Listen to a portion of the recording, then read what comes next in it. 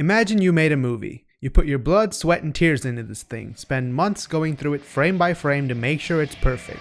Mortgage your house to get the sound mixing, ADR, visual effects, soundtrack, coloring, and the final cut just right, and through some act of God, you've actually gotten it printed and released and convinced some people to see it. Heck, some of them even bought tickets. And what do you know? It does well, gets picked up by a distributor and put up in theaters all over the world. Ultimate dream come true.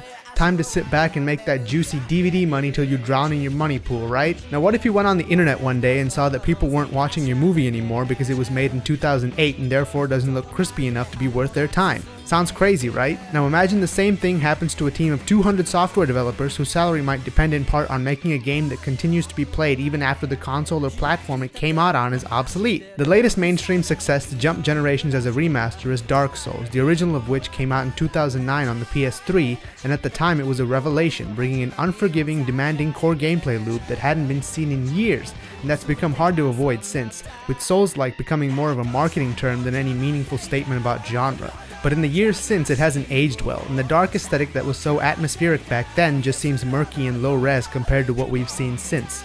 To the point where if someone asks the question on where to begin with Dark Souls, the answer is usually start with Scholar of the First Sin or just jump straight in with the third one. Now you may say, why does that matter? Why should a game that came out 9 years ago determine the success of a studio today? Why don't game devs just come up with something new instead of adding higher res textures to every piece of code they've ever shipped, charging nearly full price and calling it a remaster? Well, how about the fact that making any new IP carries a lot of inherent risk? Giving it a name like The Quiet Man isn't helping either, Square Enix. The AAA game budgets have ballooned to record levels, making every new game a potential $100 million disaster unless it's a commercial and critical success on a magnitude big enough to become part of the mainstream gaming conversation, and the only way all this can be negated to some extent is by trading on an established name, making failure less likely and probably even increase the chance of success even if it doesn't set Metacritic on fire. Let me tell you a story. Like a lot of people my age, I got my start in gaming with the PS2. From straight up classics like the Sly Cooper games, Jak and Daxter to Uncharted, Ratchet & Clank, and God of War, the list of games worth revisiting goes on and on. Now if you were a video game playing age in 2006, this would have been amazing. Pick up a PS2 at the store, connect the component cable to your fat ass TV, plug in that extra capacity 16 megabyte memory card, wire up the controller, and you're off to the races, helping Sly get the Thievius Raccoonus or whatever. I didn't really need to put that in there, I just wanted to say Thievius Raccoonus really bad. Thievius Raccoonus. Anyway, having enjoyed your childhood, you might find yourself in a nostalgia bubble in the year 2018 maybe, with rose-tinted glasses on about how simple those years were and get caught up in a sudden urge to find a way to play those games again. And if you were such a man-child, you might find that the only way to play any of those games is to have a PS3, where Sony put out a collection edition. So what was I gonna do? Pony up $50 for a PS3? Find the stack of PS2 game discs I know I have, but for the love of God can't find anywhere? No, why would I do that? This is current year 2018. Surely there had to be some modern way to play these games I loved so much, right? Maybe something on a current gen console, or better yet, maybe the PC? Nope and nope. I mean, there is PS Now, so you can stream whatever game you want to your PS4 or PC, which at first sounds really tempting until you realize you don't actually have that much time. It costs more than you can justify, and there are so many fucking titles you have to catch up on that you'll be paying the subscription till you die. Oh no, not you Netflix, I'll always love you. And that's why we need more remasters. Let's face it, we all love a little nostalgia. If we didn't, then the Final Fantasy VII remake wouldn't be happening, and Shenmue 3 would just be something Yu Suzuki whispered in his sleep whenever he had a nightmare. So why not just give in, go whole hog?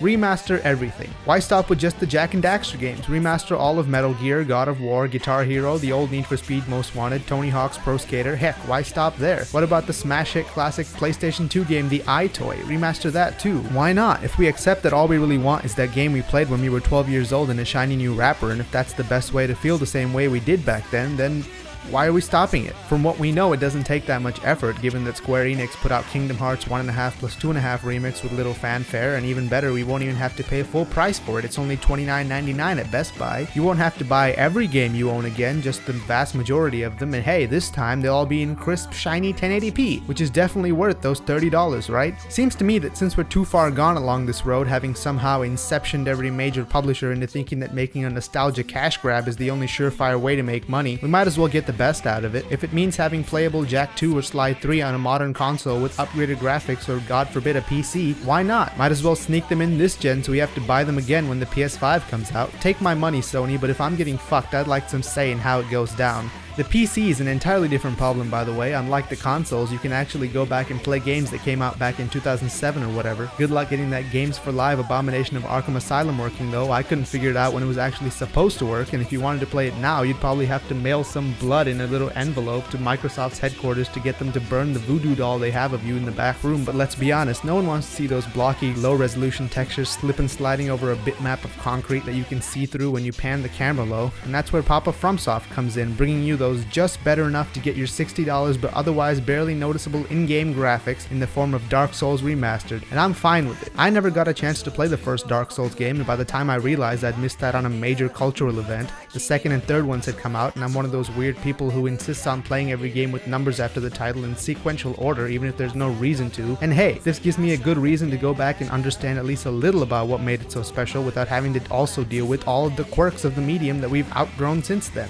And is there something wrong with that? I think it's great that a game that inspired so much discussion and became part of the zeitgeist exists in a form that can reasonably be played in the current day, and that if the current enthusiasm for remasters continues, if only on the corporate side, these games will be made again and again, and even if they lose what made them so unique the first time around, at least future generations can see for themselves what they were all about without having to jump through hoops, right? God forbid anyone have to jump through hoops. And for people who never bought the original game in the first place or just weren't around for its release, this is the definitive version, and it's usually better in every way. The graphics are updated, if only with higher resolution textures or ray traced lighting, and more often than not they update the menu systems, control mapping, attack animations, everything. You can claim this is revisionist history, but in a medium that changes as quickly as video games, it becomes painfully apparent when going back to older games, even if they're just 5 years old, how much the industry has progressed. And as much as I'd like to say that I'm only in it for the gameplay and don't care about the graphics at all, the truth is if the game is super old and ugly as sin, it sits like a nasty Instagram filter on top of the whole thing, and it's constantly distracting, which is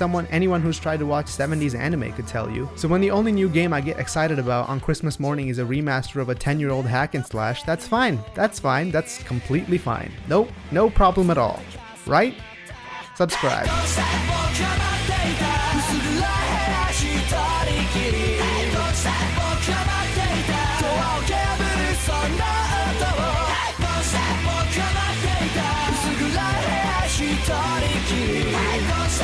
Come on.